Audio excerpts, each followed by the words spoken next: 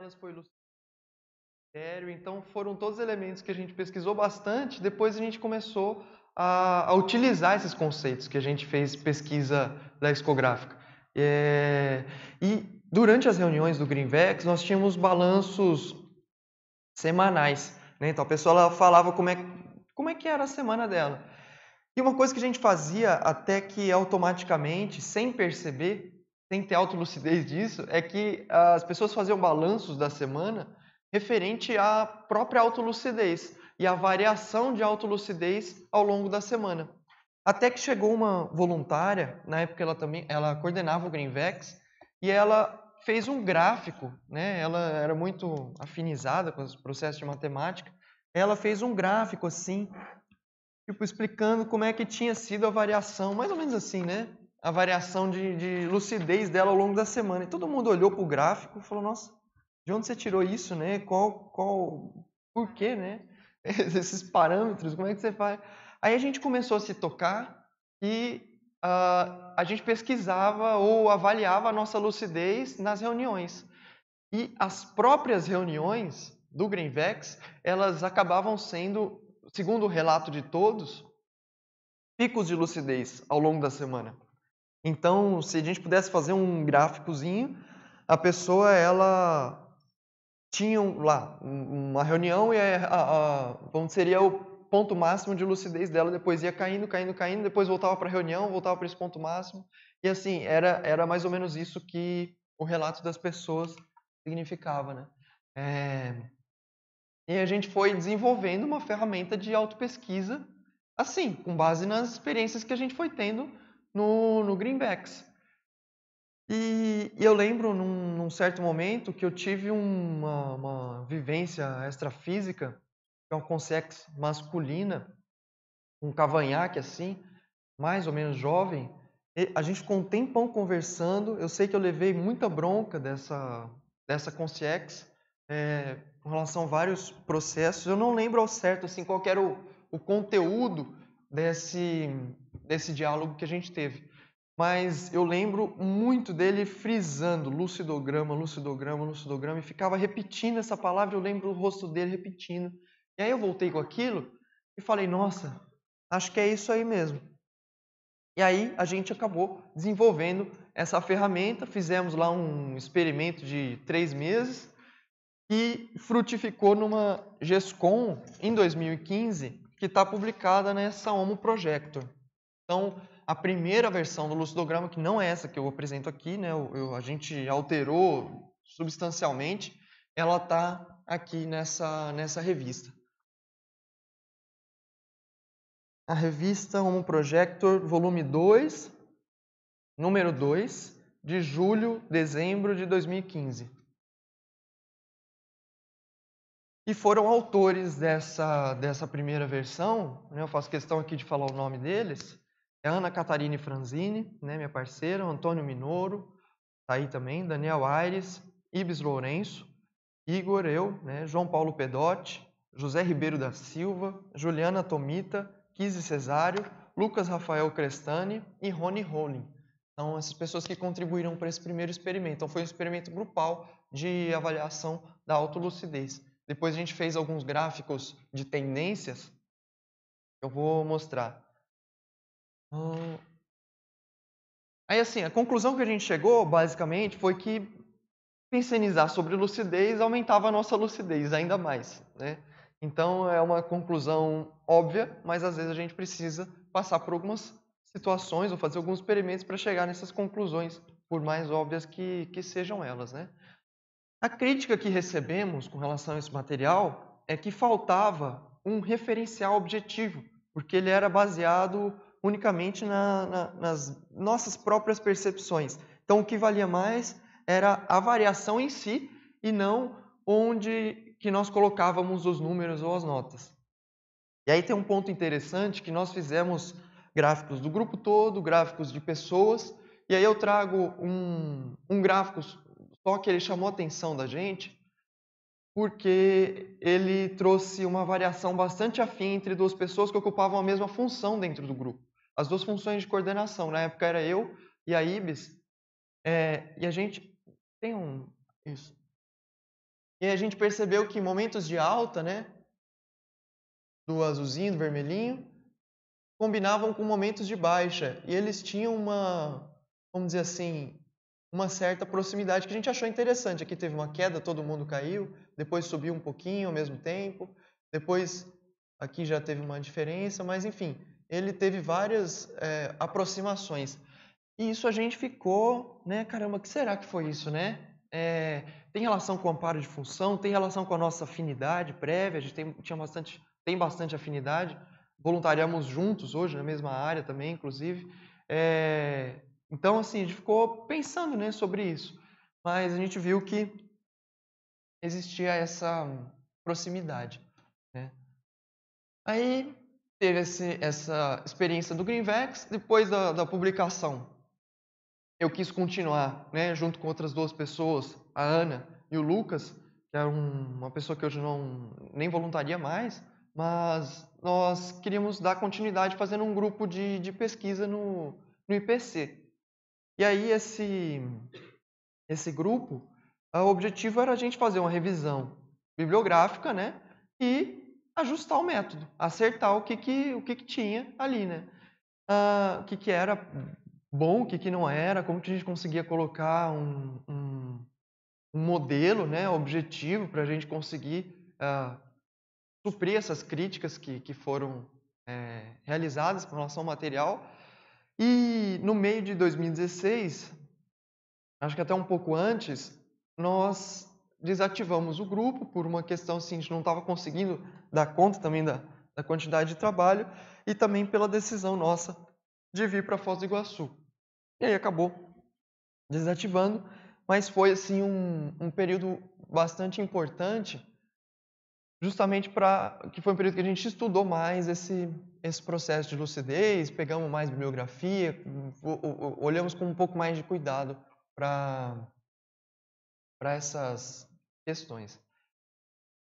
E aí houve uma retomada da pesquisa dentro desse tema da lucidez. Em 2017, eu apresentei uma tertúlia matinal também, minha primeira tertúlia, e teve o tema autolucidez intermissiva na Invexis.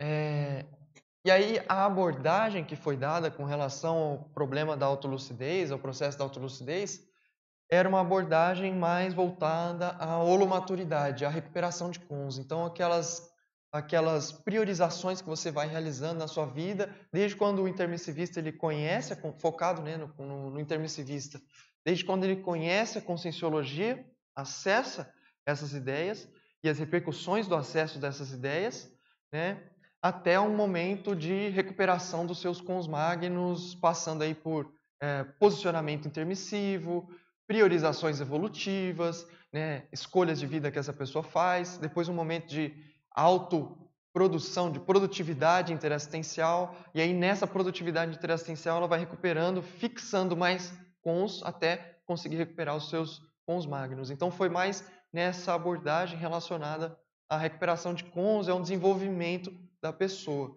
E aí eu acabei juntando com a técnica da Invex, porque eu achei que era bastante convergente. E isso resultou num teste que ainda não está publicado, mas que eu dei o nome de autoinventário de cons, né? Que a pessoa ela vai fazer um autoinventário de como foi o processo dela até então de recuperação de cons. E aí, em algum certo momento dessas questões, ela não consegue mais preencher, responder as perguntas, porque, enfim, ela ainda não chegou nesse momento, né? E essa questão do lucidograma, ela é mais voltada para uma outra perspectiva de lucidez, mais relacionada com a questão da hiperacuidade. Dentro da Conscienciologia, eu percebi que nós temos dois grandes sentidos que a gente trabalha com lucidez. Tanto a holomaturidade, tem até aqui nos 20 atributos, né? E a hiperacuidade. Acabam sendo variações de um mesmo processo, né? Como a gente vai ver aqui, eu tento ver como que uma ferramenta como essa, do autolucidograma, a gente consegue recuperar mais cons, né? E estabilizar a nossa manifestação de forma mais madura, né? Então, elas acabam tendo uma ponte nesse sentido. Aí, para fundamentar, né, da pesquisa, eu trago aí uma definição do professor Valdo, né? A autolucidez consciencial é a penetração da inteligência, né? Ou a autoconsciencialidade clara, objetiva e aguda, mantida pela consciência atuando normalmente com as faculdades mentais somáticas na vida diuturna e multidimensional. E aí, o que significa isso, né? Eu dou destaque aí para duas expressões, né? Uma primeira é a questão da autoconsciencialidade. Eu vejo muito a lucidez como uma manifestação plena da sua própria consciência, você tendo essa noção disso. Então, uma autoconsciência do seu próprio processo evolutivo, de como a sua manifestação ela está, né? Então, lucidez enquanto autoconsciencialidade. Tanto é que o professor Valdo coloca cons enquanto unidade de medida hipotética da lucidez, né? E essa autoconsciencialidade, a gente vai ver que não é uma autoconsciencialidade, ela não existe teórica. Então, as pessoas costumam confundir muito. Eu recuperei aqueles cons, né, no sentido, a pessoa fala de que ela teve acesso a uma informação. Mas, na realidade, não é o acesso à informação que, para mim, né, significa recuperação de cons. Na verdade, a pessoa ela pode até recuperar os cons, ela ter acesso àquela informação, mas enquanto ela não vivencia ou fixa esse padrão na manifestação dela, ela não está agindo de acordo com aquelas informações que ela recuperou. Então, ela pode recuperar várias informações relativas à ProEx dela, mas se ela não vivencia esse processo, se ela não tem a teaticidade, ela não, de fato, não está manifestando esses cons que ela diz que recuperou. Então, seria uma autoconsciencialidade teática. Acaba sendo até não precisaria falar teática no final, porque acaba ficando redundante, mas eu acho importante frisar. E no caso das faculdades mentais somáticas, são os atributos mentais, né? Então, a gente foca bastante na utilização dos nossos atributos mentais somáticos para manter e ampliar a nossa autolucidez, né? Enquanto ser humano, consciente, intermissivista, dentro dessa nossa faixa de manifestação. E aí, no 700 experimentos, o professor Valdo coloca que a lucidez é o fator essencial que vai determinar e especificar o nível evolutivo atual da personalidade. Então, a gente pode considerar como uma grande síntese, né? Se eu consigo olhar para a pessoa e captar o nível de lucidez dela, ao mesmo tempo eu já consigo também captar o nível dessa autoconsciencialidade teática e dessa estágio de manifestação, de maturidade dela.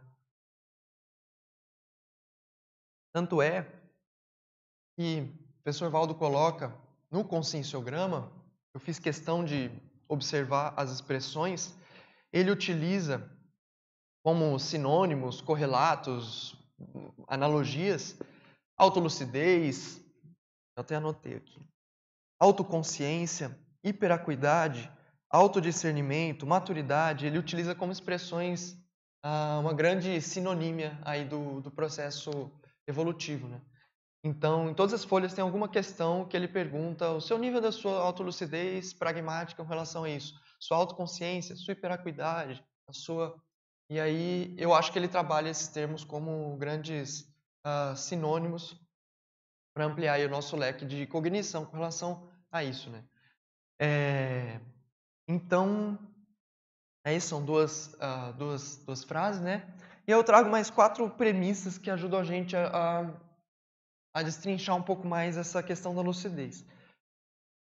A primeira delas, meus amigos aí da Conscius me ajudaram, né, a chegar nessa conclusão, né, que a consciência ela evolui a lucidez dela pelo desenvolvimento e aplicação cosmoética, correta, funcional, pró-evolutiva dos atributos, né?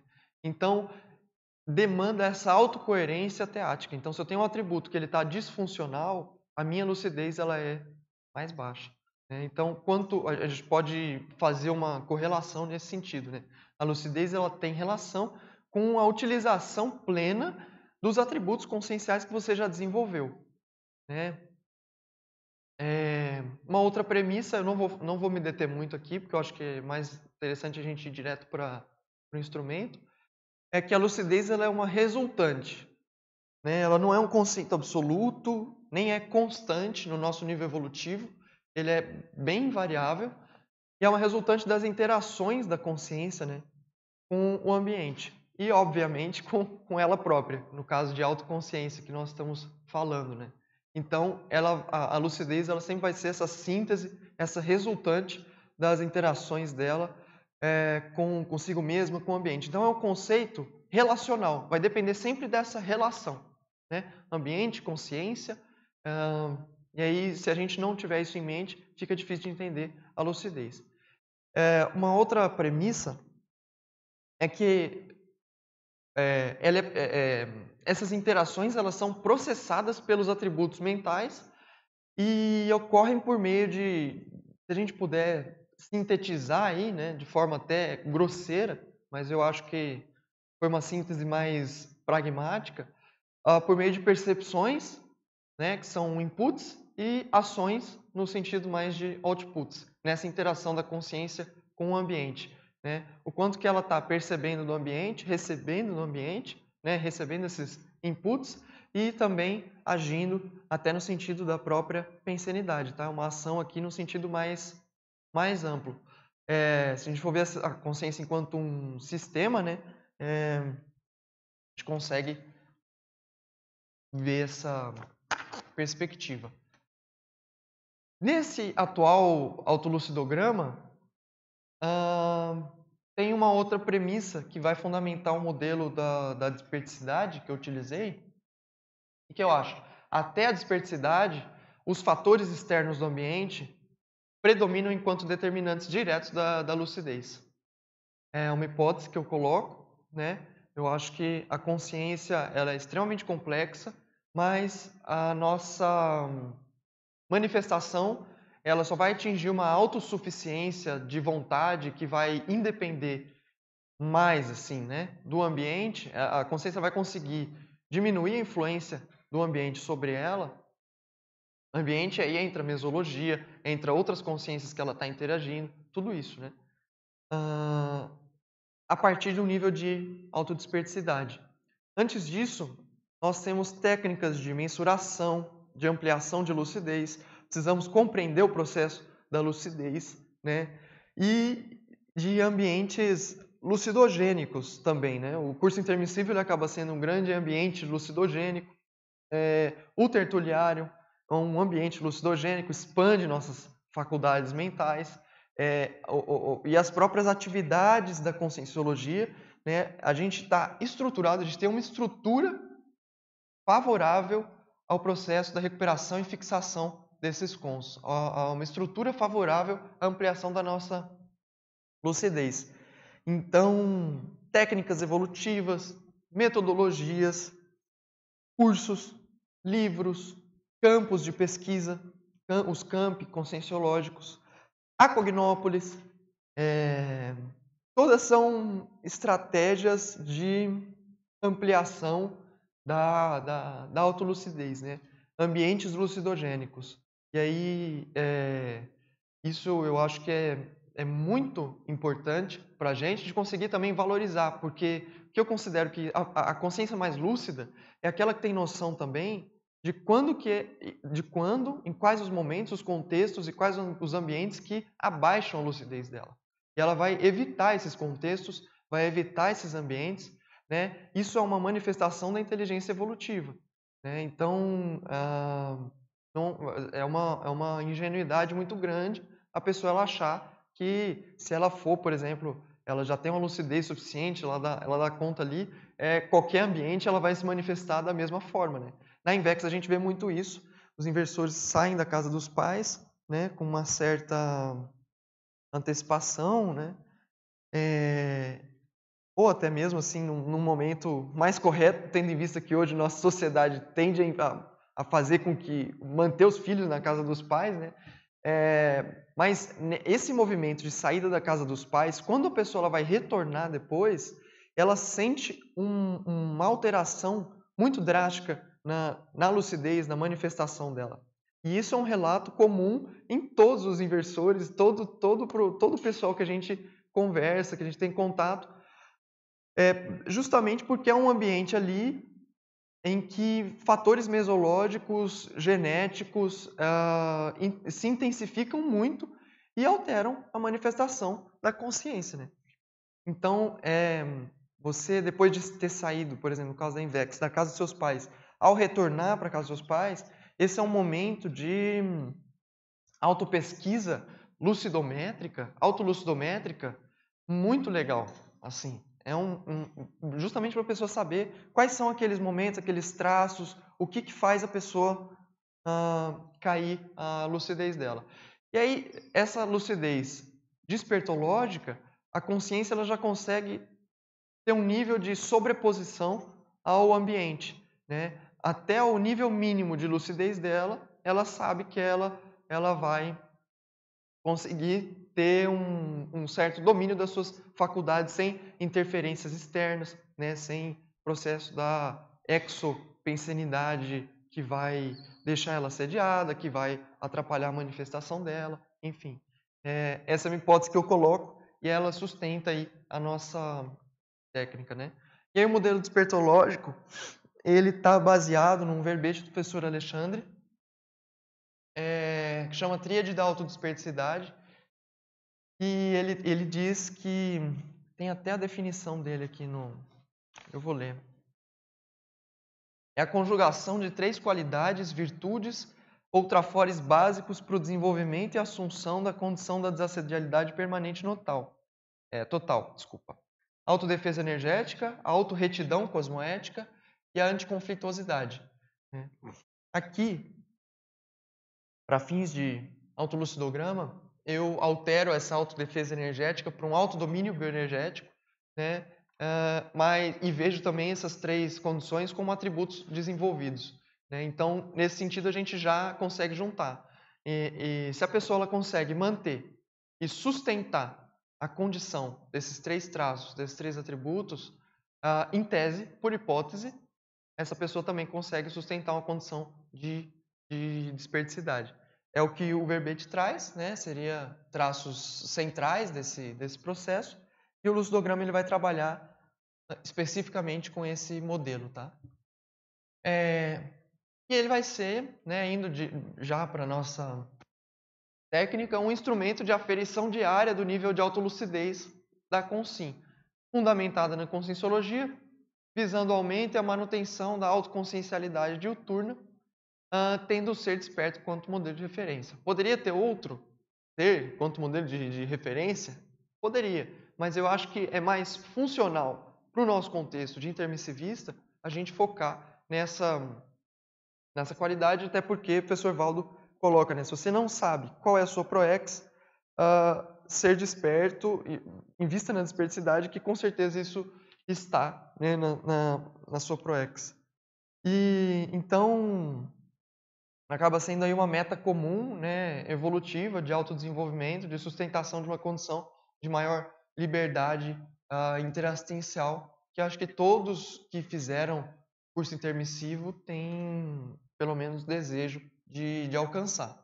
E aí uma ressalva importante, que essa ferramenta ela não é a ferramenta de aferição de lucidez, né? Tem outras pessoas que também estudam questão da lucidez, da lucidometria, o professor Ricardo Rezende, a gente já trocou até bastante ideia. E assim, a ideia é a gente trazer uma forma da pessoa conseguir aferir a variação de autolucidez dela no dia a dia. Então, assim, do ponto de vista do método, né?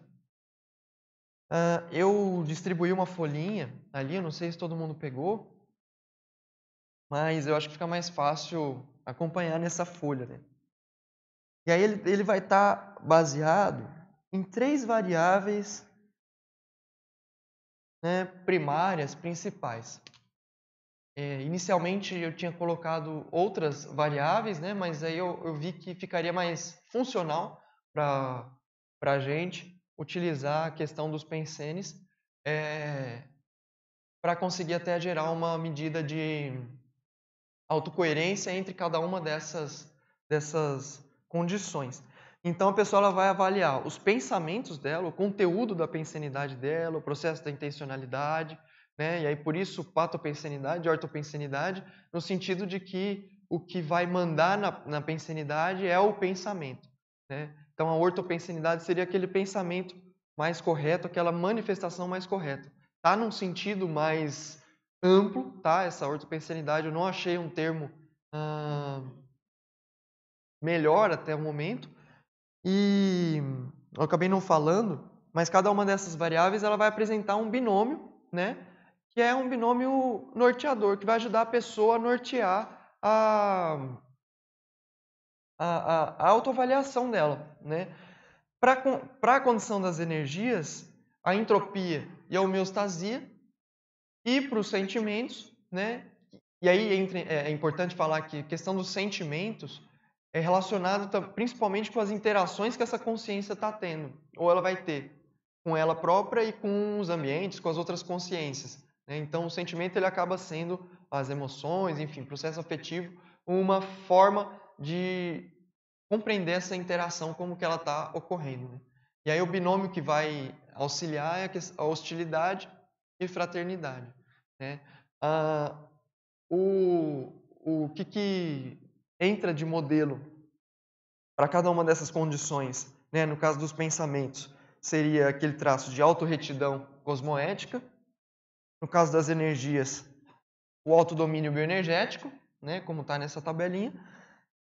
E, com relação aos sentimentos, a anticonflitividade, a anticonflituosidade íntima, né? E também com relação às interações. É importante também deixar claro que às vezes a pessoa ela acha que evitar conflitos que é o mais inteligente. Não é essa a abordagem da anticonflitividade.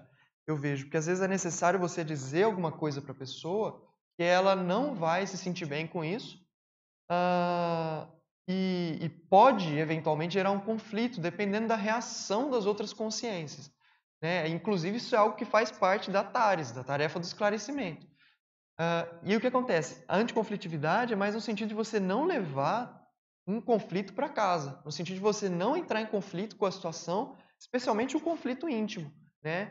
Você tá bem claro para você de que aquilo é importante você colocar, de que aquela situação é o melhor naquele momento, enfim, manter essa noção e esse estado ajuda, inclusive no processo da TARES, né?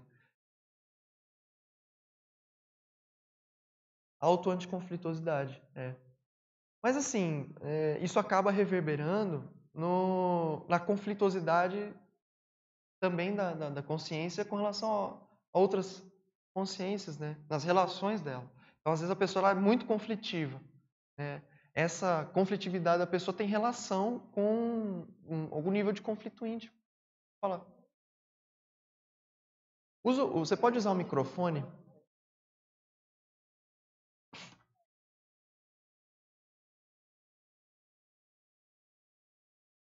Oi. A anticonflitividade ela tem uma ligação direta com a questão da pensinidade. É tudo ligado É aqui. tudo ligado, isso aqui. Uhum. Então, se a pessoa não estiver atenta a que ela tenha a sustentabilidade da sua ortopensenidade, ela vai cair na patopensenidade que vai gerar a anticonflitividade, né? É bem por aí. Esse processo de autopesquisa, de autovigilância é muito importante para quem está querendo seguir um caminho. Muito bom o Inclusive, trabalho, viu?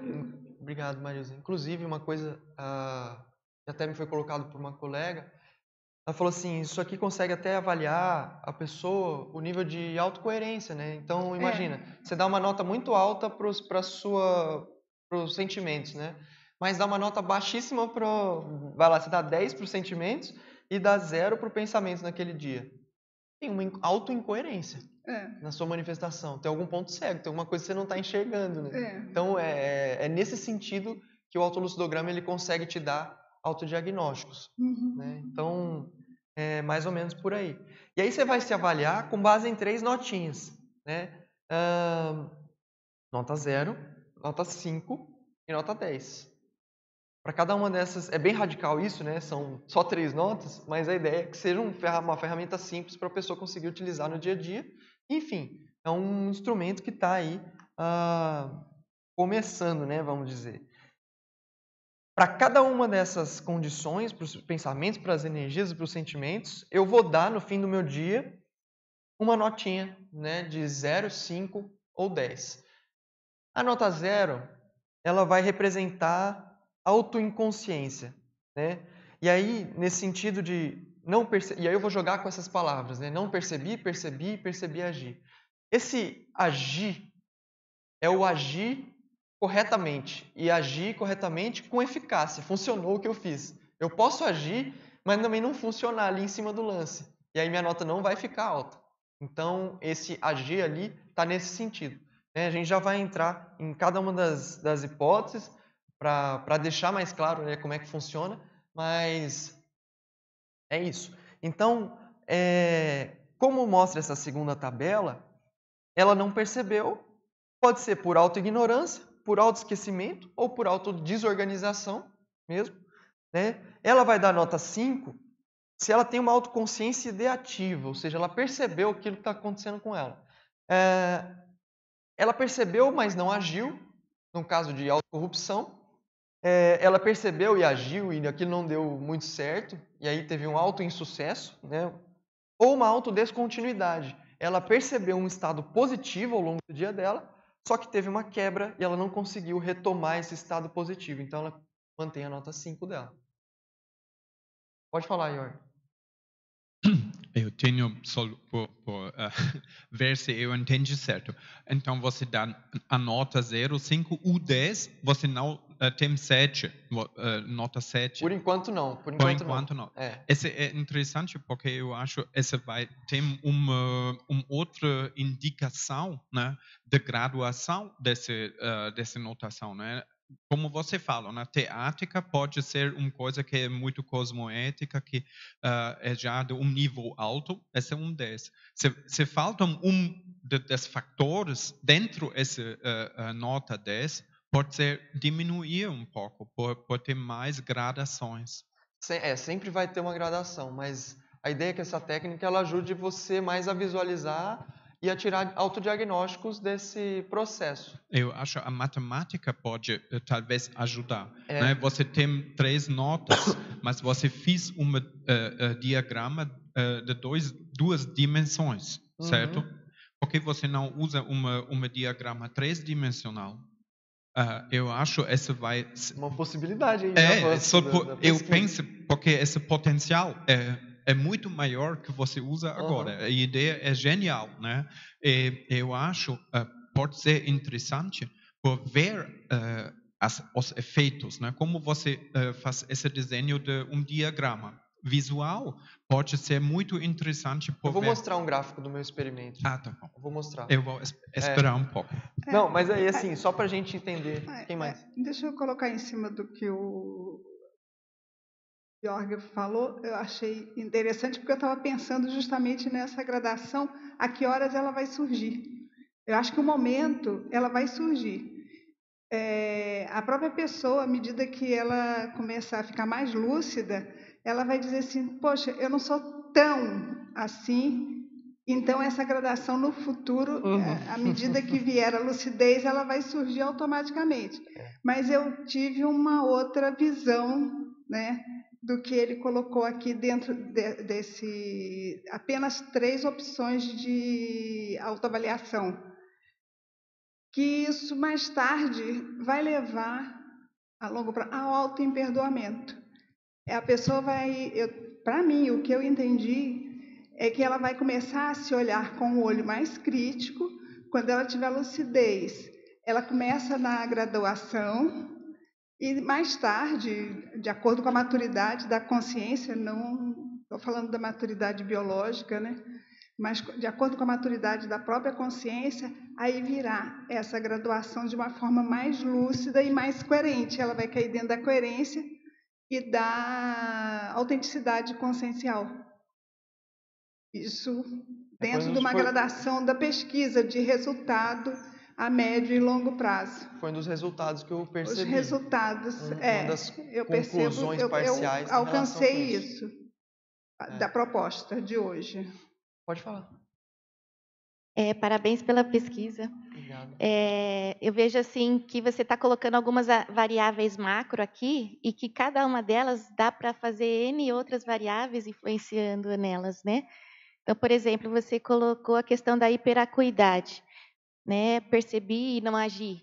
O que está envolvido nisso daí, né? Não é só a autossabotagem, é a maturidade da consciência, o grau de repressão que ela tem a aí ela interação naquele aspecto específico com aquele padrão de ambiente, né?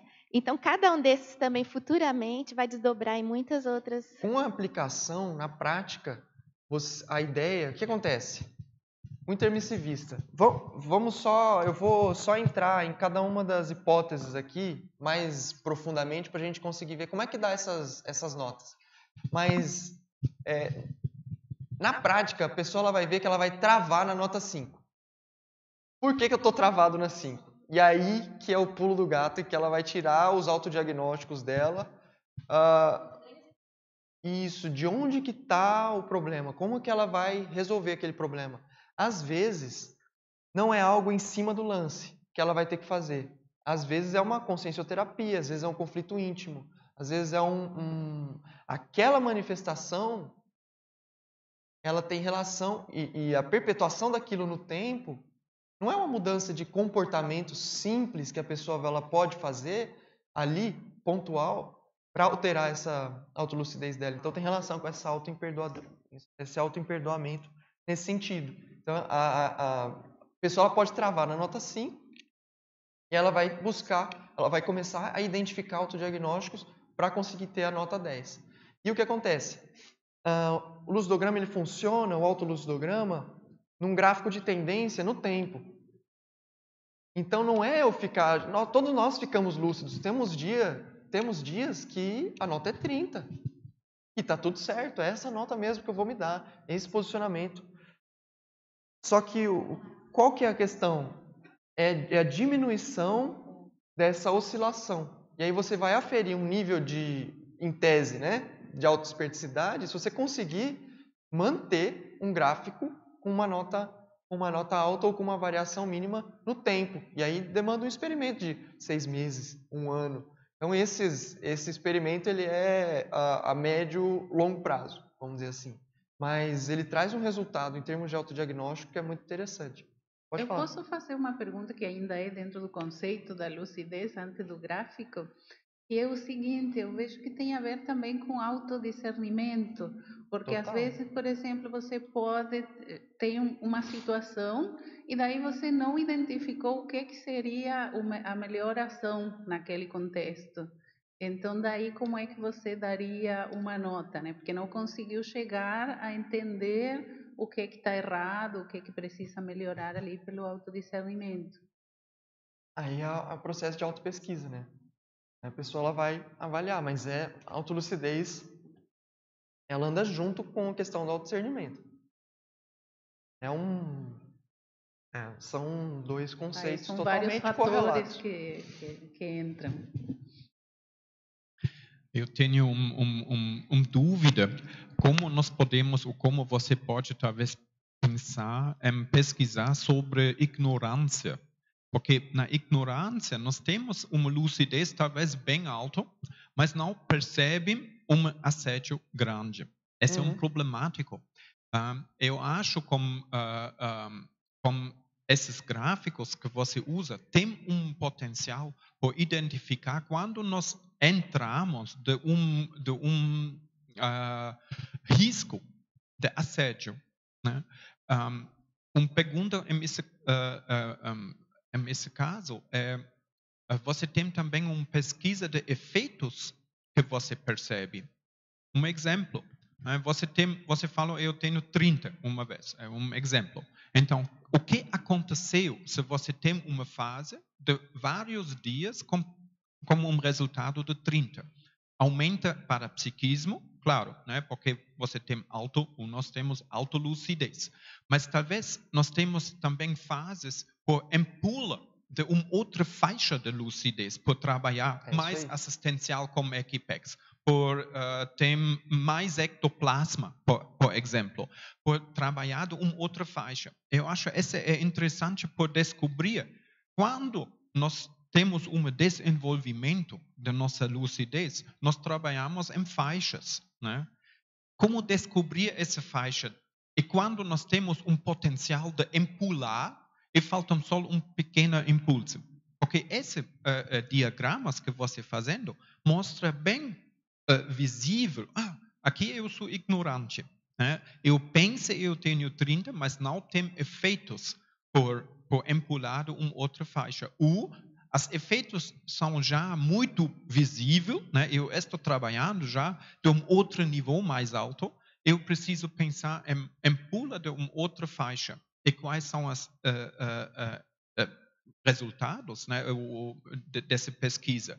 Como mudar por cada faixa de lucidez sua avaliação. Eu acho que essa vai ser interessante. Isso daí é algo assim para a gente ver futuramente, né? Mas de fato, a gente trabalha em faixas. E aí a pessoa vai ver que os referenciais dela, ela vai estar sempre atualizando. Então existem vários problemas que eu elenquei depois, de limitações, né? Com relação a esse instrumento. Mas o que acontece? Nós vamos ter pontos cegos. Às vezes, às vezes eu ainda não tive uma vivência olha como é complicado o negócio, de fraternidade. Estou nem falando de mega fraternidade, de nada disso. Fraternidade. Às vezes aquele conceito para a pessoa, e o conceito a pessoa às vezes ela acha que na conscienciologia, né, a gente acha que é só informação, não é. O conceito é alguma vivência também relacionada com aquilo. Em contexto, em algo que você também percebeu. Então, não adianta eu chegar e falar, tem a mega fraternidade, ela funciona dessa forma. Eu não vou compreender a mega fraternidade só falando ou passando a informação. Então, às vezes aqui, por exemplo, a gente tem fraternidade. Às vezes, então, a pessoa ela vai ajustando esses conceitos para buscar vivenciá-los. Também. Então, a própria visão dela, a autovisão dela, com relação a cada uma dessas variáveis, ela vai se alterando. Isso assim, faz parte do nosso Igor, processo. aí é que entra aquela... Vê se eu estou certa nesse raciocínio. Aí é que entra aquela relação direta com os atributos intraconscienciais, né? Porque eles vão se desenvolvendo ao longo das vidas. Por exemplo, qual que é o percentual até hoje da minha autoconsciência da minha comunicação, da minha comunicabilidade, o nível de retidão, de cosmoética, de ética mesmo, em relação à forma como eu me comunico. Então, não é assim, né, nessa vida só que eu vou chegar a essa conclusão. Então, isso aí é bem complexo, né? Tem muitas... exato.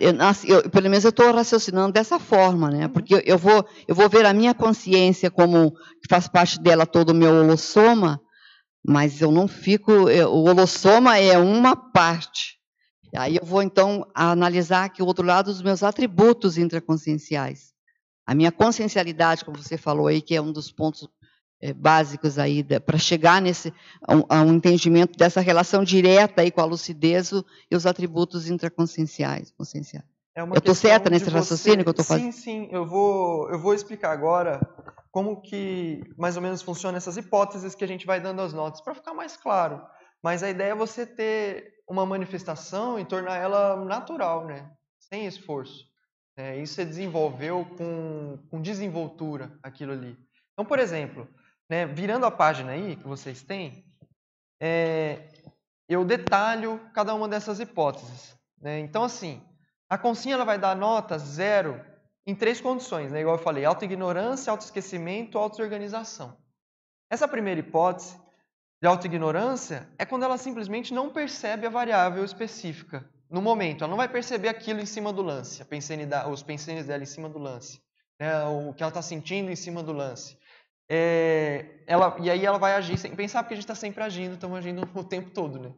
E ela só vai refletir sobre esse estado quando se encontrava no final do dia dela. E eu dou um exemplo. Não percebi meus pensamentos ao longo do dia. Só mantive minhas tarefas de modo mecânico, pois estive absorvido por um problema no trabalho. Então, é nessa condição de autoignorância que eu estou querendo dizer.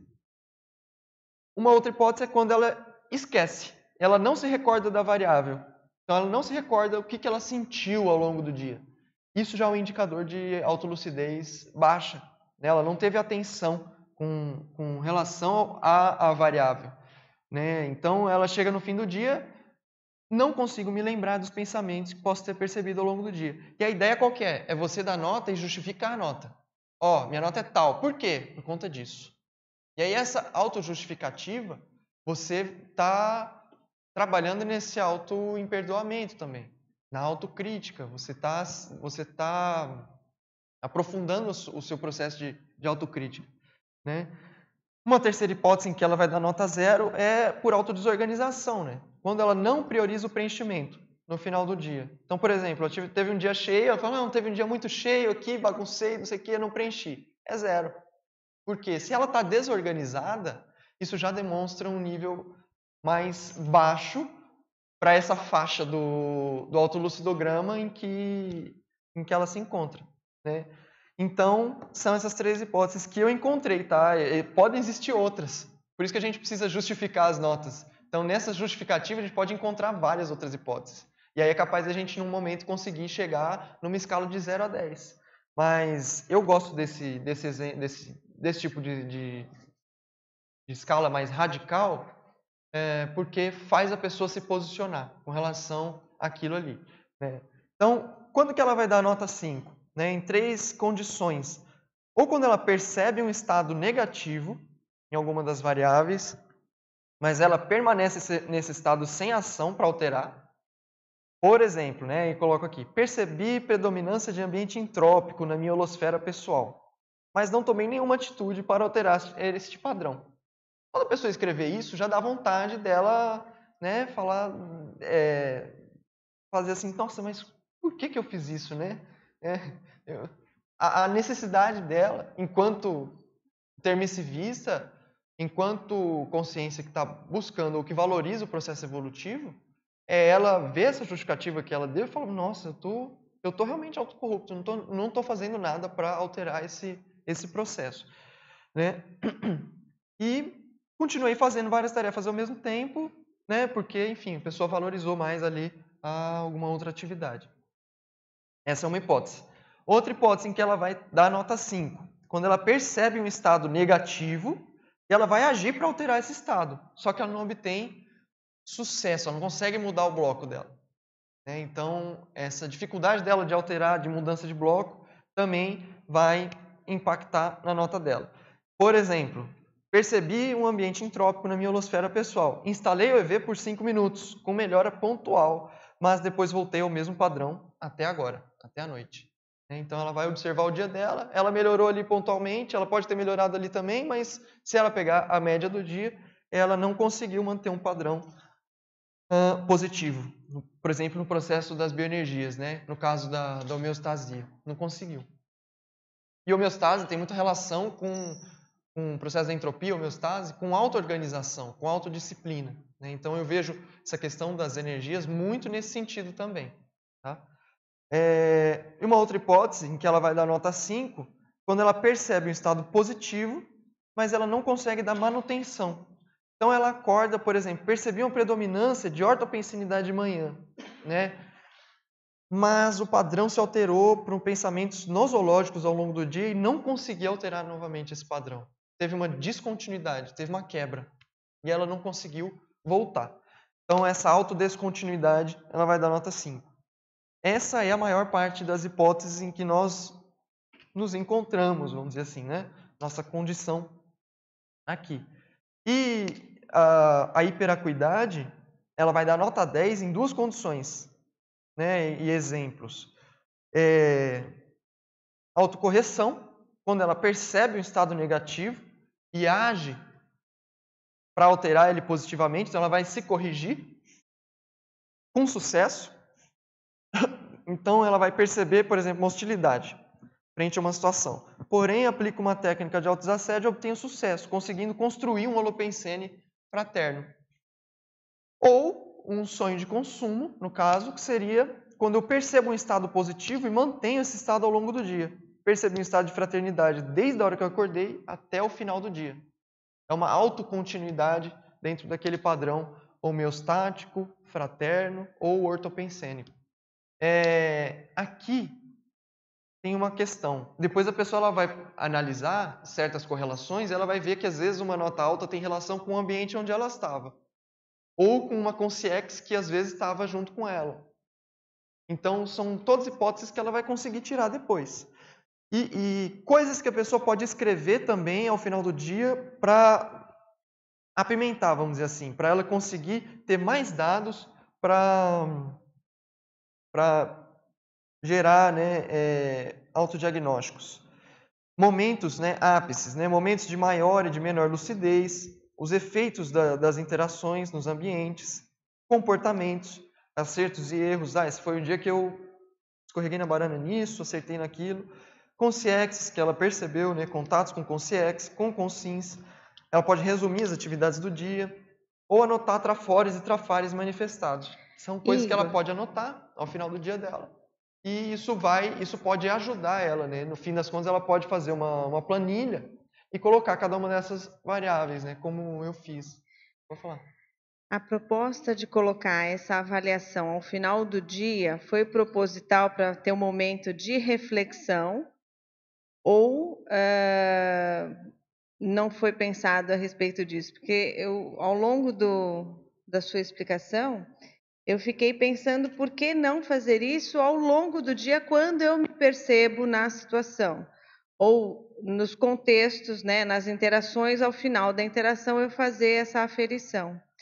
E aí, na medida que você foi explicando, eu até pus aqui, é um reflexograma? Porque se eu faço isso ao final do dia, e aí eu vou analisar cada situação, por que eu não fiz, por que eu fiz, como que eu consegui sustentar ou não, eu estou exercitando um outro atributo. Reflexão. Né? Uhum. Que é essa questão da reflexão, que tem tudo a ver com a qualificação, né, da mental somática. Mas isso foi proposital ou não? É que assim, a amostragem que a gente tem do dia acaba facilitando, porque a ideia é que você lembre das coisas que você fez ao longo do dia. O que é possível também de fazer, você ter momentos do dia e falar, tá, no final da manhã, o que aconteceu? Aí você faz essa aferição. No final da tarde, a mesma coisa, no final da noite, depois você tira uma média. Isso eu já fiz dessa forma também, mas assim, do ponto de vista pragmático, é mais desafiador, né? Agora, a questão da reflexão, onde é que ela entra aí?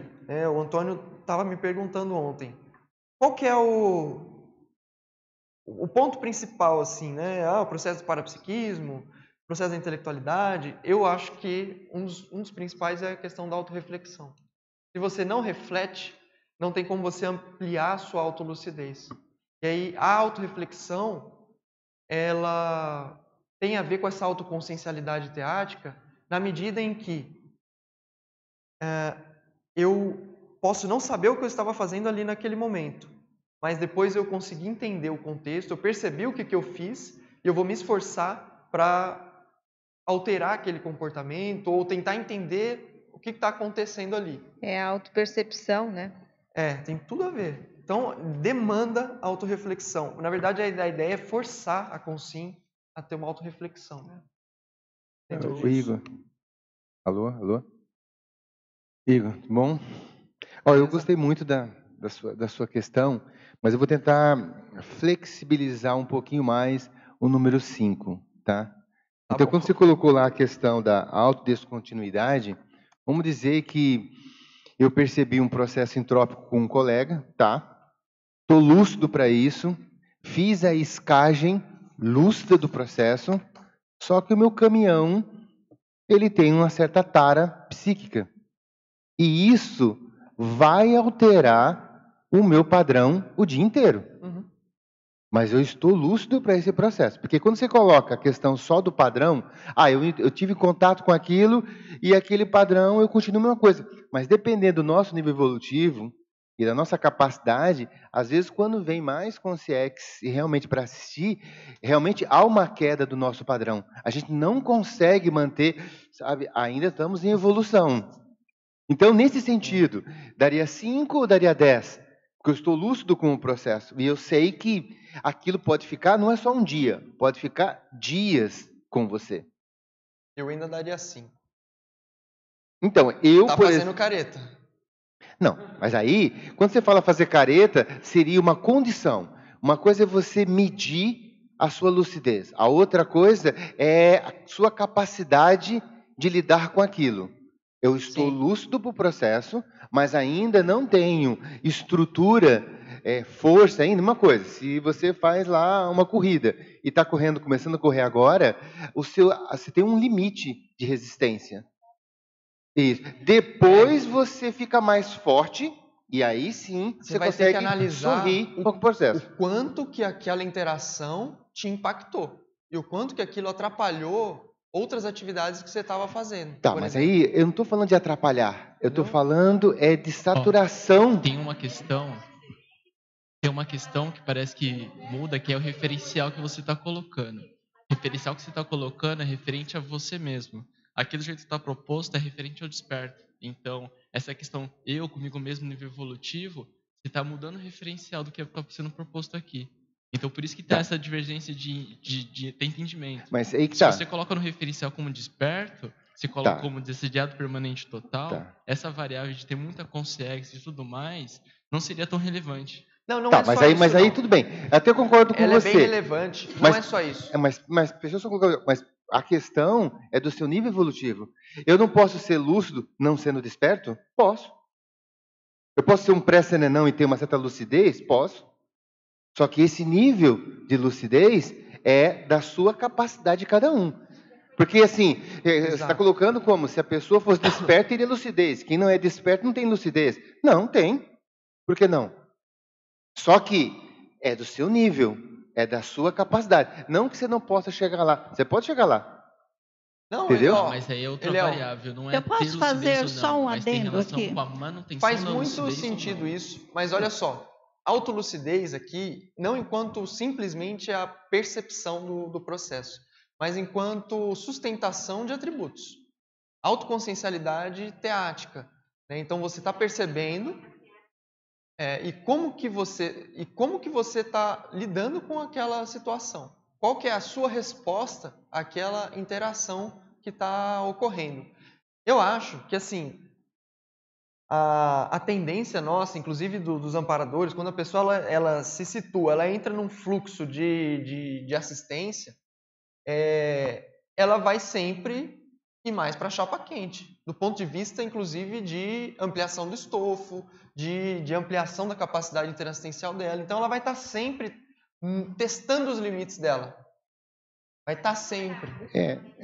Isso. E aí a faixa dela, rapidinho, ela pode se ampliar, ela vai conseguir acessar padrões mais nosográficos e padrões também, como a Áurea falou, e padrões também mais homeostáticos. Então, isso é algo que varia. Por isso que o Jordan estava falando da questão das faixas. Né? Eu daria, para fins de análise, se aquilo me impactou, né, de acordo com o instrumento, que aquela interação, ela trouxe um impacto. Eu percebi o que aconteceu, eu estou lúcido. Tanto que eu dei nota 5, não dei nota 0. Eu entendi o que está acontecendo, eu compreendi o processo, mas aquilo me gerou um impacto que poderia ter sido de outra forma, vamos dizer assim. Você entende? Não, porque tem um referencial Igor, claro. Eu entendo isso, mas você coloca uma condição para estar, né? Porque veja só, eu estou entendendo o raciocínio da lucidez como um processo de mitridatismo. Também. Então, ao mesmo tempo, aquilo me impacta, mas eu estou percebendo. Chega uma hora que aquilo não me impacta mais. Aí você deu um pulo, um salto na situação. Porque eu acho a lucidez um processo de mitridatismo mesmo. Aos poucos, você vai galgando essa situação. É porque às vezes você passa uma coisa assim, tem ou não tem, é ou não é, e corta. Posso Sim, falar um mas negócio? não, é a sensação que eu tenho. A Nilce só queria fazer um adendo ali, depois o Luiz. Tá, bem rapidinho. Eu acho que é tudo uma questão de referencial. Quando você coloca como referência o ser desperto, e aí você coloca que dá 5 para aquele que está nessa condição que o Eliel trouxe, você está jogando ele lá para o pré-serenão. Então, aí a gente precisa ver essa relação, porque da maneira que você está colocando uma rigidez, eu acho que é bom isso, até para o posicionamento, mas você está indo além do desperto. Então, algum ajuste nessa linha aí dos referenciais. Acho que isso é um ponto que pode ser ampliado. Tanto o referencial, vamos dizer assim, o 100% do lucidograma, e as outras porcentagens dentro da escala, eu ainda não tenho noção disso, como é que fica. Faltam experimentos, eu acho, para fazer esse ajuste. Porque o ser desperto existe também as variações da desperticidade. O desperto inicial, ele sofre as consequências, ele tem ainda essas consequências. E depois, então, vai crescendo da escala evolutiva. Mas, assim, isso eu acho que ajuste, sabe, para poder estar acrescentando. Depois eu tenho outras sugestões aqui. Beleza. Então, gente, rapidinho. Posso só falar um negócio rápido? Que estavam falando desse negócio do nota 5, né? Quando se percebe estado positivo e não consegue dar manutenção ao longo do dia. Se você percebe a questão, você toma uma atitude e você não conseguiu ter efetividade, é porque você não teve lucidez plena da condição. Se você tem cognição avançada, se você entendeu de fato o que está acontecendo e você tomou uma atitude e não deu certo, é porque você não entendeu aquilo de verdade. Então, por isso é que eu não estou vendo a lucidez como uma questão de mitridatismo, que você vai se expondo até que você se acostuma com aquilo.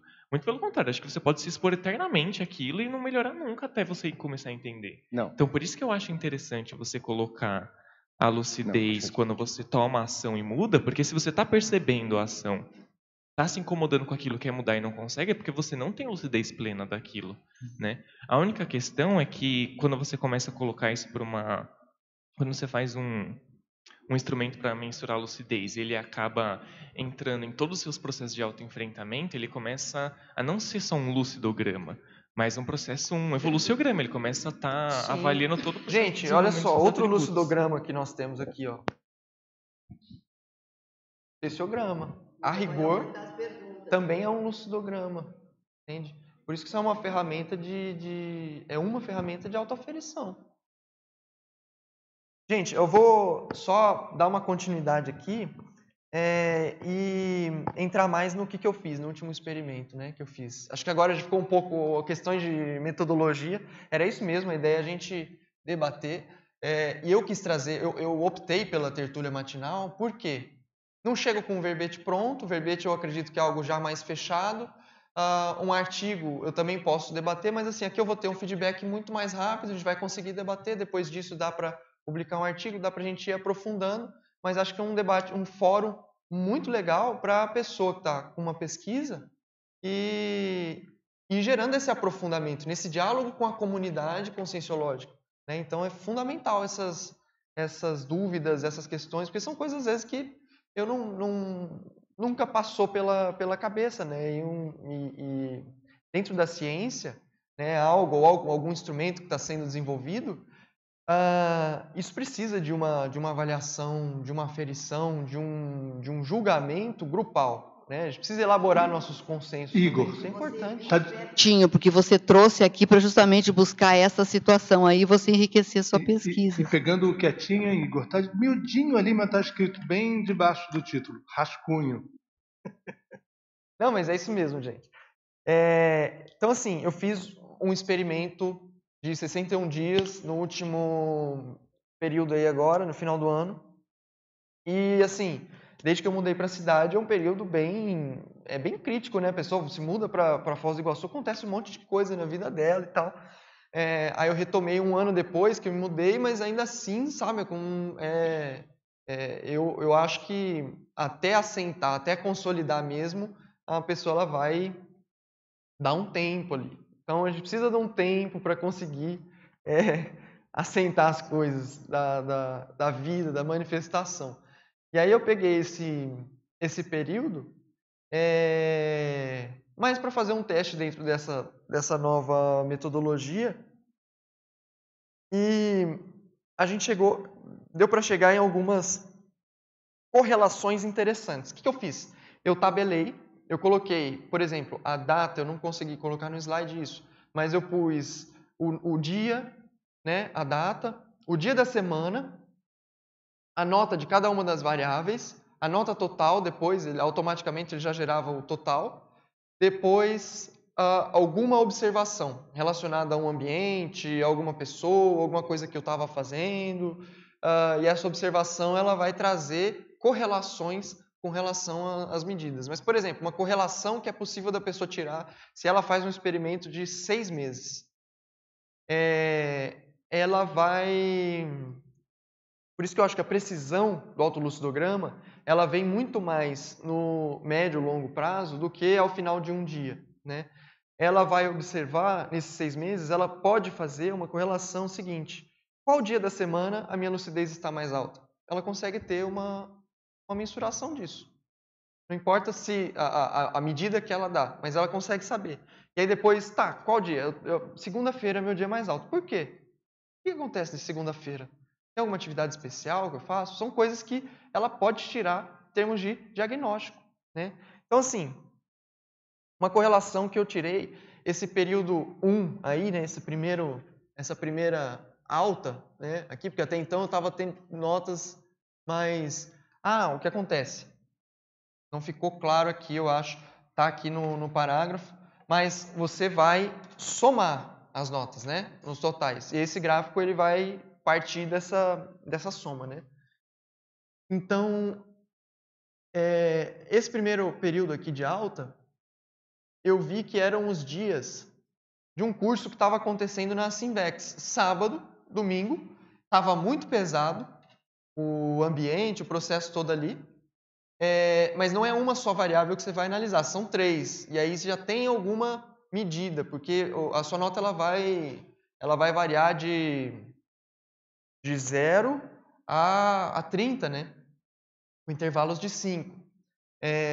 Então, nesse dia aí, eu tirei... não vou lembrar agora qual nota. Foi mais ou menos 20, se não me engano. 25, 20, 15, 20. E o que acontece? Era um dia que estava tendo um curso na Simvex de reurbanização extrafísica, com o Alexandre Baltazar e com o professor Marcelo Pasculin.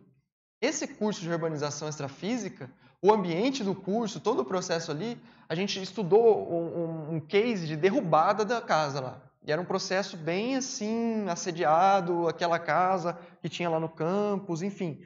Era uma casa que, depois de muito tempo, nós decidimos derrubar, mais no sentido de ter uma casuística de reurbanização e fazer uma cosmoética destrutiva.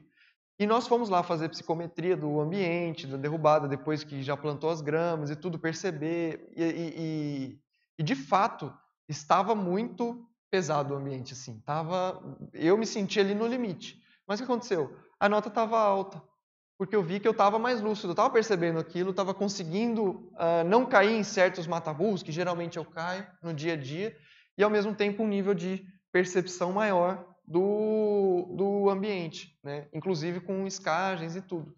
E aí foi sábado, domingo e na segunda. Segunda eu mantive. No dia seguinte já caiu para a nota mínima, né?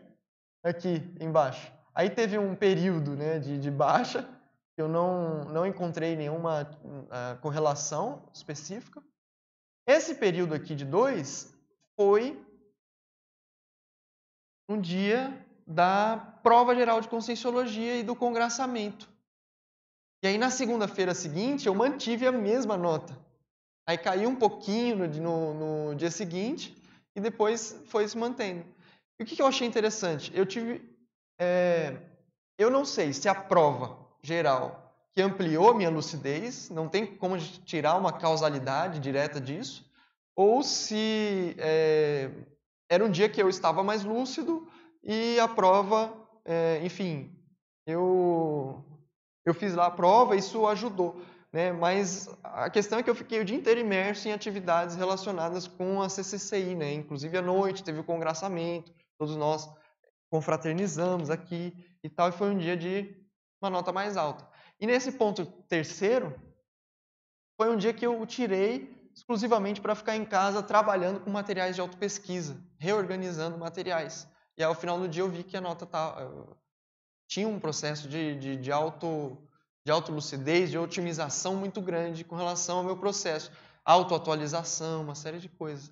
Então, o que eu achei interessante é que dá para a gente tirar correlações e de diagnósticos em termos de ambientes, em termos de situações em que nós estamos, em que nós nos inserimos. Esse vermelhinho aqui tem relação com o período mais crítico que eu estava passando, inclusive de ajuste de ponteiro consciencial, enfim. Se a pessoa ela não faz ajustes na ProEx dela, ou se ela tem conflitos básicos com relação ao ProEx dela, o que ela precisa fazer, uma área da vida dela que está muito bagunçada, é óbvio que a lucidez dela vai ficar mais baixa, né? E a tendência é isso aparecer também, né? Então, foram essas algumas das correlações que eu identifiquei, que eu achei que valia a pena trazer aqui para a gente ver como que mais ou menos ele pode funcionar dentro desse gráfico de tendências. Só um segundinho, Antônio. Técnicas para aumentar a lucidez. Aí a pessoa, que eu falei, ela tende a ficar travada na nota 5. E aí eu fui utilizando técnicas para tentar, em cima do lance, assim que eu percebi o processo negativo, alterar. Então, são algumas técnicas que eu utilizei. Eu vou dar uma passada mais rápida nelas, porque para a gente ter mais tempo de debate, né? Então, técnicas de mudança de bloco, qualificação da intenção. Às vezes é um processo de intencionalidade, não é algo que você vai mudar na hora, mas você percebe aquilo e você vai vendo um padrão se repetindo, né? Às vezes você percebe que é uma questão de intenção, pode ser uma questão de um acoplamento que ocorre, né? Então, a técnica de diferenciação pensênica, se tentar perceber qual que é a pensenidade que é sua, qual que não é, essa é uma tendência. Pirâmide dos fatos é algo, assim, eu dei o nome dessa técnica porque durante a aplicação, o que aconteceu? Eu percebi que tinha lá um padrão pensênico de contrapensene. Então, nos ambientes onde eu estava, no processo que acontecia, eu descobri esse padrão. A tendência inicial era já iniciar qualquer interação com essa contrapensenidade. E isso tem relação até com uma certa apriorismose. E aí uma certa vez eu me projetei, manifestei esse padrão na projeção, e uma consciex pegou e abriu assim, fez assim com a mão, e me mostrou uma pirâmide. E aí dentro dessa pirâmide, tinha lá uma coisa que eu estava julgando, só que embaixo da pirâmide, eu conseguia visualizar todos os fatos relacionados com aquilo. Todos os fatos que têm relação com aquele fato que eu estava julgando. E eu falei, nossa, a gente só olha a ponta do iceberg das coisas, em termos de fatos. Então é uma técnica para a gente sair da apriorismose, para a gente sair do apriorismo. Eu dei esse nome aí porque eu não achei, eu vi lá, a Consciex plasmou uma pirâmide, né? Eu falei, pô, essa é a pirâmide dos fatos. Não achei nenhuma outra técnica. Um iceberg, né, também. Igor, eu achei interessante a pirâmide de fatos. E você já escreveu a respeito? Não. Foi uma coisa que aconteceu durante esse experimento. Nem colocou em artigo nenhum que foi publicado? Nada. Eu já tive uma projeção parecida, mas me veio a questão do amparo, dos amparadores, o Bolopensene dos amparadores, relacionado, até está no livro, relacionado à equipe de amparadores da conscienciologia, né? Me veio uma pirâmide, quem estava no ápice eram os chineses e tal, e justificando porque cada tipo de amparador tinha se apresentava de acordo com um tipo biológico, por exemplo, da Alemanha, do Brasil e assim afora. Mas eu achei interessante essa pirâmide dos fatos, e o que você explicou aí, me veio que o que está embaixo é o que embasa o que está em cima. Isso, é nesse sentido. É nesse sentido, né? Tudo o que aconteceu para aquilo ali para aquilo ali também acontecer. Que resultou naquilo. É. Eu achei interessante. Você devia fazer alguma coisa a respeito. Escrever alguma coisa a respeito. Obrigado aí pela dica. Acho que de repente dá um verbete. Aí, do ponto de vista das energias, técnica do EV, técnicas de desassim, técnicas de auto-organização, processo da autodisciplina, isso tem uma correlação direta com o processo da homeostase. A entropia é uma desorganização das energias conscienciais. Então, as coisas andam muito juntas. Do ponto de vista dos sentimentos, tem uma técnica que a Ana apresentou um verbete há pouco tempo atrás, técnica da gratidão desassediadora, né? Você buscar visualizar os aportes relacionados com aquilo, passar a sentir mais gratidão e ter um autodesassédio relacionado àquela condição. Autodissociação consciencial, que é também um procedimento que surgiu na TENEPS, que é na psicologia, você tem lá uma autodissociação, mas é negativa, né? Quem é da psicologia, a pessoa sofre essa autodissociação, uma dissociação, e isso tem uma tendência dela não saber mais quem ela é, enfim, tem uma coisa relacionada com isso. Associação cognitiva, exato.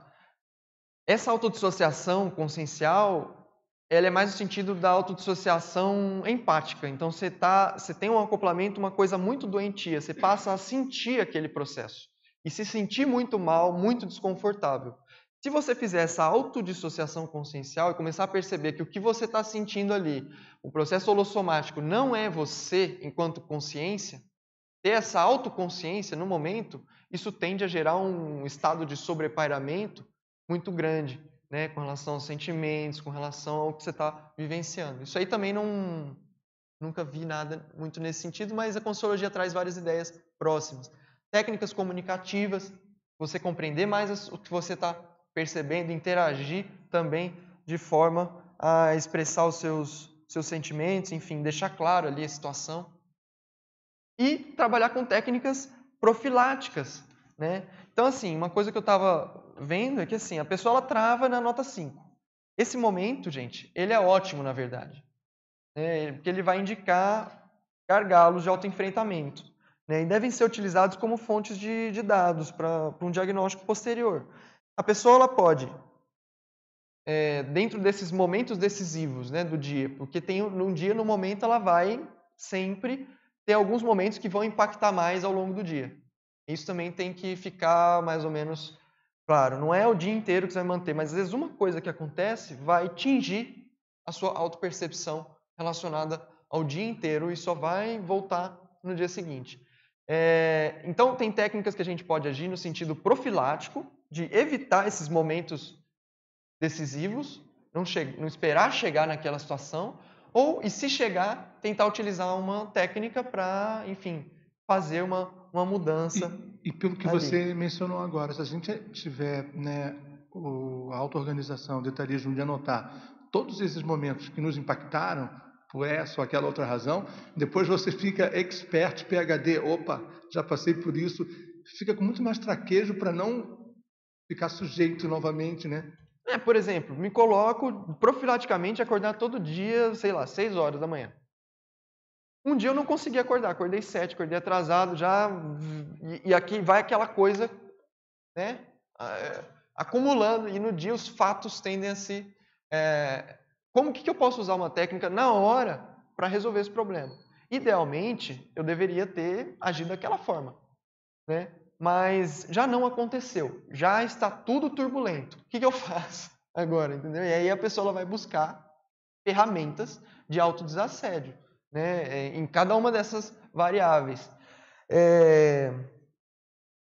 E mais? E o processo da autoconsciencioterapia, né? E, no fim das contas, vai acabar desembocando, né, para, vamos dizer, processos de recim mais profundas, né? Essa trava na nota 5. Isso. Eu Pode falar depois. Eu vejo a questão da lucidometria como um processo de graduação. Não tem como você analisar a graduação das coisas, que até muda de faixa dependendo das graduações. Não falei o negócio lá do meditatismo, é no sentido de que o quanto que o seu pico máximo de lucidez dentro do seu nível evolutivo, perto de uma consciência mais evoluída do que você não estava tão lúcido como imagina que estava. Isso. Então, por mais que você coloque uma nota, minha nota é 30. 30 de que nível? Porque se chegar a níveis diferentes dentro da escala evolutiva, você simplesmente, esse fica relativo. Tá?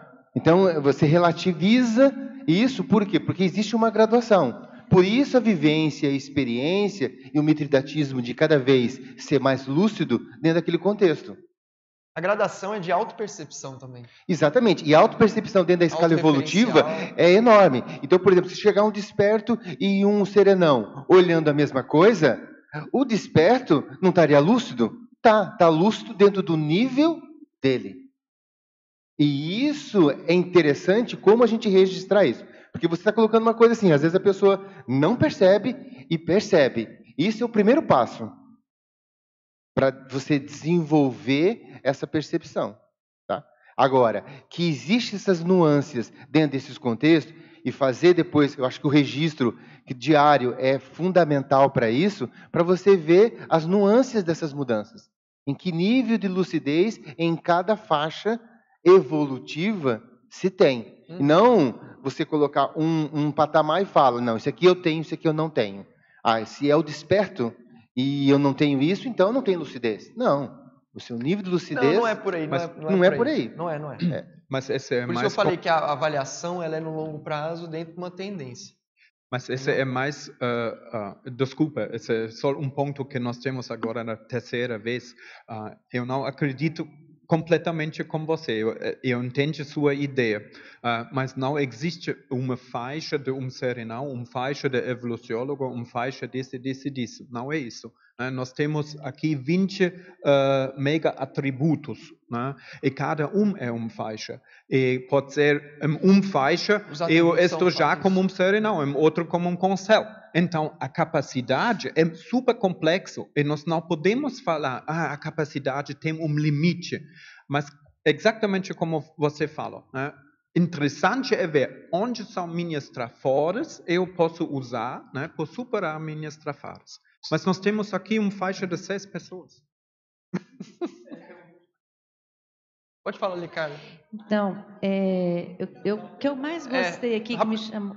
Posso passar aqui para o Antônio, que ele faz muito tempo mais aqui com o microfone. Desculpa. Primeiro, parabéns pela tertúlia matinal. Assim é sempre bacana acompanhar suas tertúlias. Uma questão que eu gostaria de saber é... Você fez o processo de aferição, dentro do processo da lucidez e tudo mais. Eu gostaria de saber se você começou a perceber alguns reflexos positivos nos seus hábitos.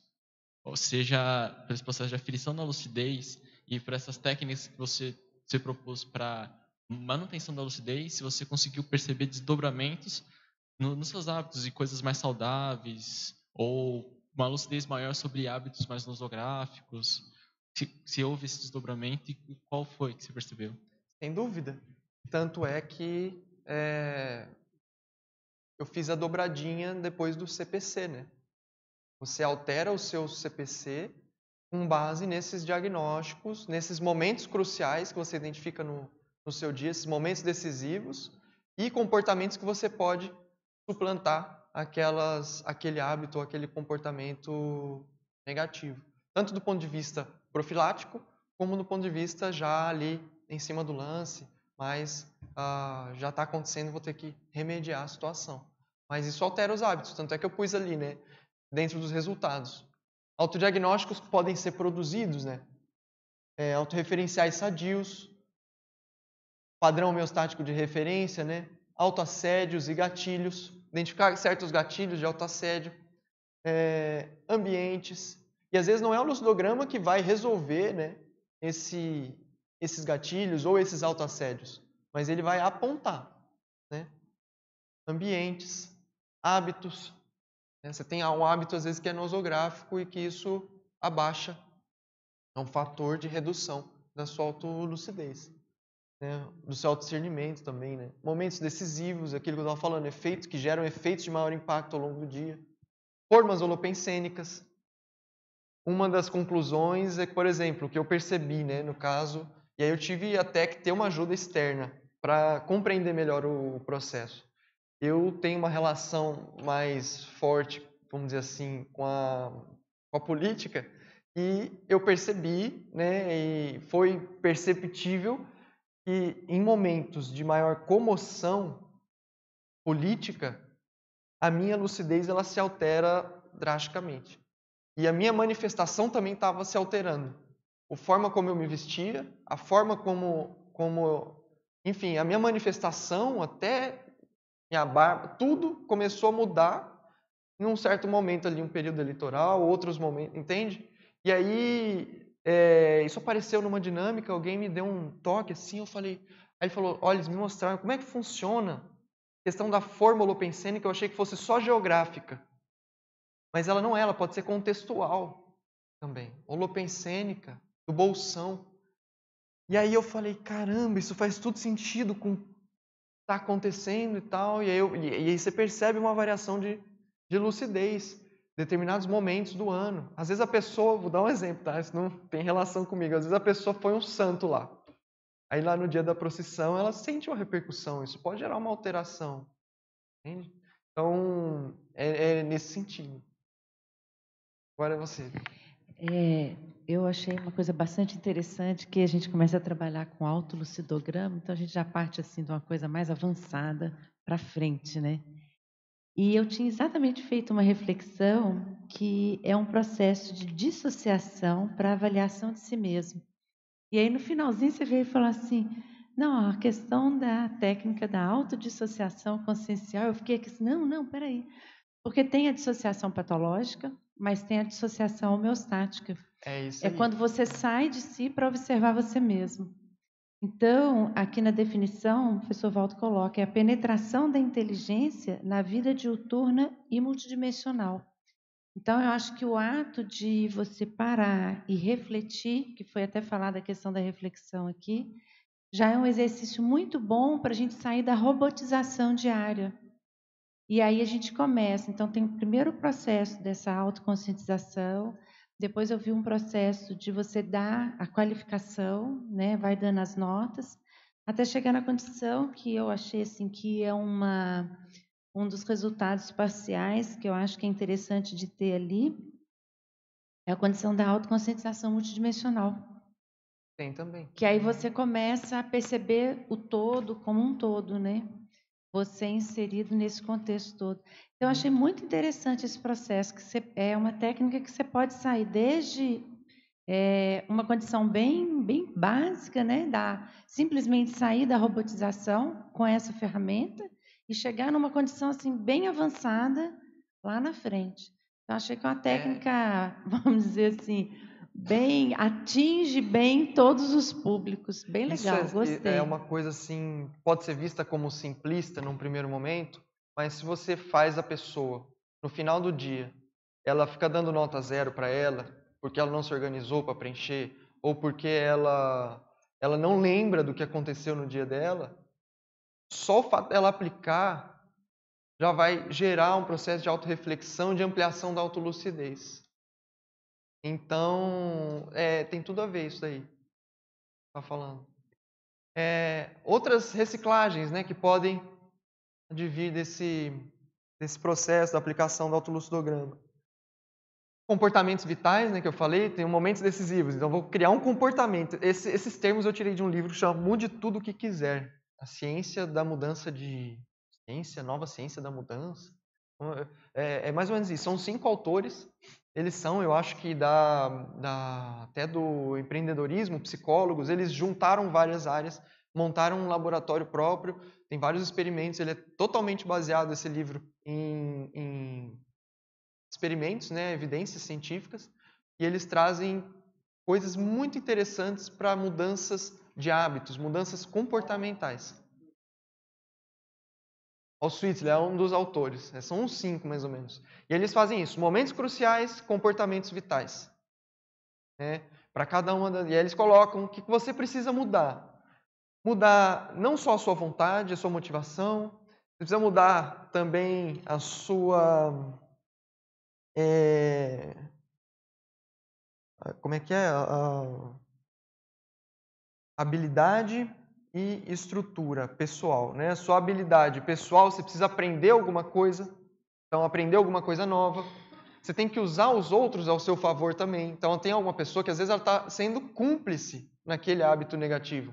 Então ter uma conversa transformadora com essa pessoa.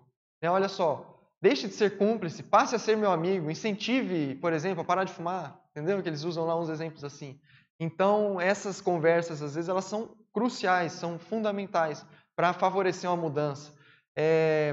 Um outro ponto que eles colocaram também, a pessoa elegeu um treinador, meu parceiro, minha parceira, olha, me ajuda, toda vez que eu escorregar, marca a falta ali para eu não, por favor, não fazer isso. E a pessoa vai te treinando, alguém que entende mais do assunto, tem um preceptor.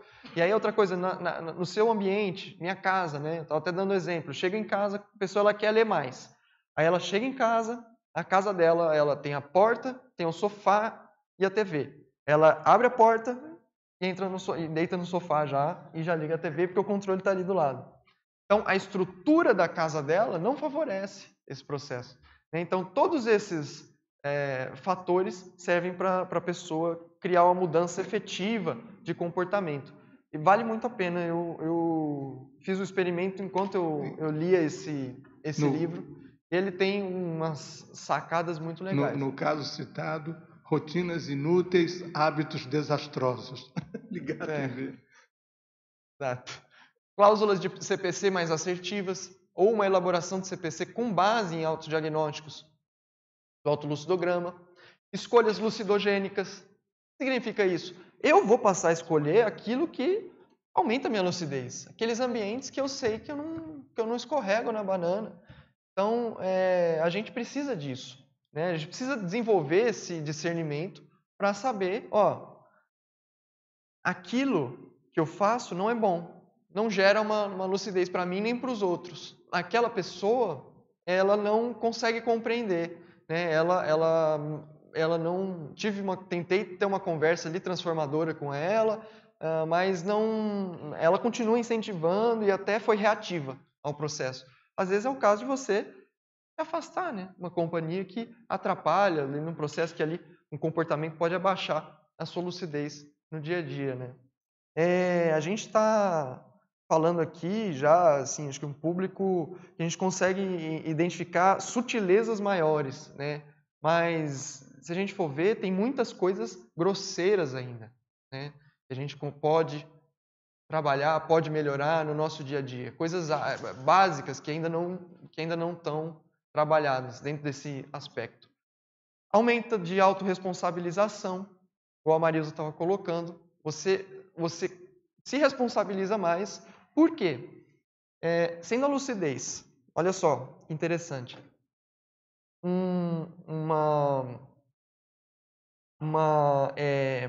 Resultante da sua interação, né, consigo próprio e com os ambientes, você, quando aplica uma técnica de autoaferição, essa técnica ela é focada em variáveis conscienciais.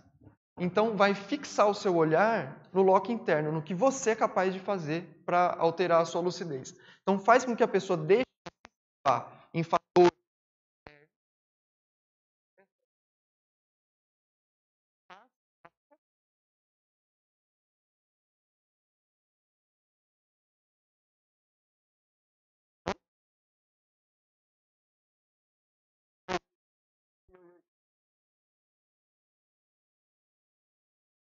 Eu não percebi. Oi. A pessoa ela passa a se responsabilizar mais, deixando de focar nos fatores extraconscienciais, passando a focalizar mais nos fatores intraconscienciais ou conscienciais propriamente ditos, né? E aí aumentando essa autorresponsabilização. Uma outra coisa é uma autocoerentização, tanto interna, que a pessoa começa a perceber, dentro da manifestação dela, dentro dessas 3 variáveis, quanto também no próprio movimento dela, porque ela começa a perceber, eu estou fazendo isso aqui, eu tenho essa informação, eu percebo o que está acontecendo, mas o que eu estou fazendo de fato para alterar essa manifestação nosológica aqui? né? O que eu estou fazendo, né, para aumentar? Então, a ideia, a pessoa ela quer ter notas mais altas, no sentido de autocompetitividade, ela quer ter notas mais altas. Então, você, ao buscar ter notas mais altas, automaticamente você vai ter que buscar ficar mais coerente consigo próprio, um movimento maior de autocoerentização. Então, reciclagens possíveis. E aí, problemas que eu encontrei, né? Problemas levantados, coisas que a gente pode, assim, de problematizar com relação ao autolucidograma, enfim. Primeiro, vieses cognitivos, né? E aí nós temos vieses dos mais diversos, interpretações que nós damos para situações, temos pontos cegos, baixa autopercepção. Às vezes a pessoa ela dá nota mais alta em tudo ali e tal, e ela não percebe que aquilo, ela não percebe que o pau está comendo solto, vamos dizer assim, e ela continua com aquela situação. Às vezes é uma coisa que a pessoa não quer enxergar, às vezes é algo que ela não consegue enxergar, ela não enxerga, ela tem esse ponto cego mesmo. Então, um fator aí de sucesso maior do autolucidograma, por mais que seja alto, é uma aplicação grupal, porque as pessoas conseguem trazer correlações com relação a isso, né, com os feedbacks, e também perceber o que a pessoa está colocando ali. E essa manifestação do outro fica mais clara no olhar, né, de um terceiro. Então, enfim, sempre quando tem um grupo envolvido, eu acho que a tendência que um grupo envolvido no mesmo Holopensene, a gente forma um campo, a gente consegue trabalhar, ampliar a lucidez de todo mundo. Quer falar, Nilson? Igor, é o seguinte, eu gostei muito desse instrumento que você trouxe. Para mim, é um instrumento de autoconsciência da lucidez cotidiana. Eu chamaria assim, tá? Agora, e muito bem formulado, com muita sustentação. Agora, assim, minha sugestão para você é um desafio para expandir isso, para você ter um lucidograma, autolucidograma, realmente assim com bastante consistência. Não que ele não esteja consistente, tá? Não é isso que eu quero dizer. Ele tá consistente enquanto instrumento de mensuração diária da autolucidez, né? Para quem está começando e precisa disso, nós precisamos disso. Agora, o que eu sugeriria para você? Começar a formular questões mesmo do tipo de conscienciograma, você trouxe aí o conscienciograma, colocando relação com outros atributos, né? O quanto que a lucidez está relacionada. Por exemplo, você pode pegar por referência os 20 mega-atributos, né? E está formulando isso. Outra coisa, com relação às interações, mais especificamente da intrafisicalidade, da extrafisicalidade, dos locais, os tipos de relações, o grupo que favorece, o grupo que dificulta mais, como é que é isso, dentro tanto intra como extrafísico. Porque também aquilo que eu não tenho, que eu não percebo extrafisicamente, está comprometendo minha lucidez, mas eu não sei. É a questão do pico da pirâmide lá, que você não sabe o que está na base.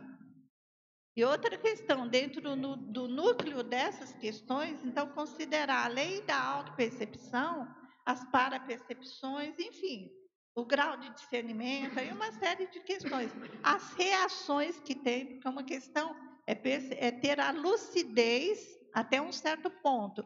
Eu percebi que abaixou, mas o que eu fiz com isso? Então, se é uma reação, por exemplo, de uma autodefesa para poder fugir daquilo, essa lucidez também tem algum comprometimento. Aí entra aquela questão da escala das notas. Então, assim, por aí. Então, qual é a minha autodefesa? E a assistência. Em nenhum momento, assim, sabe, eu acho que precisa de permear também a questão da assistência.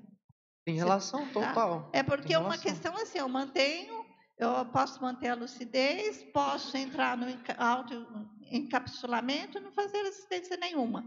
Ou eu posso ficar ali com a consciência, né, a consciex, no caso, na minha psicosfera, durante o dia todo, até estando autoconsciente de uma lucidez mais baixa, mas os resultados, em termo evolutivo, é maior do que aquele que está no bem bom, né? Ou está isolado, ou só está escolhendo um ambiente lucidogênico que favorece. Então, tem outras nuances, assim. Qualificação da intenção. Mas, assim, tem muitas outras abordagens, muitos outros instrumentos dentro desse tema. Gente, esse é um tema transversal. E o desafio, né, para fazer um lucidograma, tá? Com 2.000 questões. Chapa mas quente, olha né, o só. negócio. E aí, assim, só para complementar, dentro da técnica que eu trouxe na última pesquisa, do autoinventário de cons, ela é mais ou menos por esse viés da pessoa, de questões que ela vai respondendo, o que eu já fiz? E chega em algum momento, para ela, o que eu percebi, né, uma condicionante de ampliação de lucidez é o processo da interassistência. É o processo da gesconografia, por exemplo, no nosso caso. Né? Se nós não estamos envolvidos numa pesquisa conscienciológica, se nós não temos um megafoco, por exemplo, de pesquisa, de ProEx, ou se a gente não está ajustado no nosso ponteiro consciencial, eu não estou produzindo, eu não estou conseguindo fixar aquelas minhas sinapses do curso intermissivo, porque isso aqui para mim é uma autofixação de coisas que eu sei que eu preciso trabalhar do ponto de vista de cons, vamos dizer, intermissivos. Se eu tenho uma omissão nesse sentido, eu também vou ser omisso com relação à ampliação de lucidez dos meus colegas. Né? Então, assim, a minha fixação de cons, ela depende, até certo ponto, também de eu ajudar os meus colegas de curso intermissivo, contribuir, exatamente, a recuperação de informações e fixação também dessas informações. Então, eu fiquei também até pensando, nossa, será que eu levo essa pesquisa? Não. Qual o nível de maturidade dela? Ou quanto eu vou estar me omitindo? Ou quanto que a gente consegue contribuir num debate como esse? Então, assim, eu acho que, enquanto intermissivista, para dever do intermissivista é auxiliar outros intermissivistas a recuperar e a fixar também cons. Então, essa conclusão que eu cheguei na última lá. Agora eu preciso juntar as pontas. Né? Mas é um dessa negócio, linha, Igor, é um mundo, né? Gostaria de sugerir aqui que é precisamente o contrário, que é para não ampliar, para deixar a ferramenta do jeito que você está propondo. Mas não, alô? Tá ligado? A ver agora? Tá. Sugeriria o contrário, deixar a ferramenta do jeito que você está propondo, porque eu vejo que o ponto forte disso aí é que fica muito claro, tem um foco, fica claro o que você está mapeando, tem 3 variáveis, então fica bem prático de fazer as anotações. E, além disso, tem um espaço que é para as informações qualitativas, né, para fazer o registro da justificativa, que você ali pode discorrer em forma qualitativa sobre a sua autopesquisa. Por isso que eu vejo que essas 3 variáveis assim já está de bom tamanho, que permite a aplicação. Já dá bastante trabalho, eu acho, para conseguir estar aplicando. Pois é. Só deixa eu chegar, gente. Chegamos no nosso final, eu só vou trazer algumas conclusões parciais. Uma outra coisa, gente, fundamental, em termos de problema, precisamos de mais aplicação. Né? Mais aplicação de outras pessoas, inclusive de pessoas que já se consideram despertas, para testar o modelo também. E ver como que funciona essa questão. Acho que isso é fundamental, com base em fatos que a gente vai chegando. Mas, assim, em termos de conclusão, o que eu vejo? A estabilidade da acuidade, né, da consciência no tempo, que vai revelar a quantidade e a qualidade desses cons fixados. Né? A estabilidade da sua autolucidez, né, da sua autoconsciencialidade teática, e a sustentação desses atributos. Então, ela tem relação com o ponteiro consciencial, com esse ajuste de ponteiro, com você saber o que você está fazendo em termos de ProEx, e é exatamente essa conclusão que a gente chegou aqui com a NIS, do processo interassistencial, de auxílio a outras consciências também intermissivistas a recuperarem, fixarem seus cons. E um efeito de longo prazo, eu acho que é a pessoa criar um ambiente lucidogênico na holosfera dela, a partir da manutenção do trinômio né, ortopensenidade, homeostasia, fraternidade e conseguir também, a partir da sua própria manifestação, ampliar a lucidez das pessoas envolvidas. Gente, agradeço muito aí a presença, a participação de todos. Chegamos aqui no nosso tempo. A próxima tertúlia matinal já dentro desse tema também, acho muito legal, recuperação de cosmocons na CCCI, especialidade extraterrestriologia, e o pesquisador, nosso amigo aqui, Jorn Schmidt. Então, é isso aí, gente. Agradeço aí a presença de todos.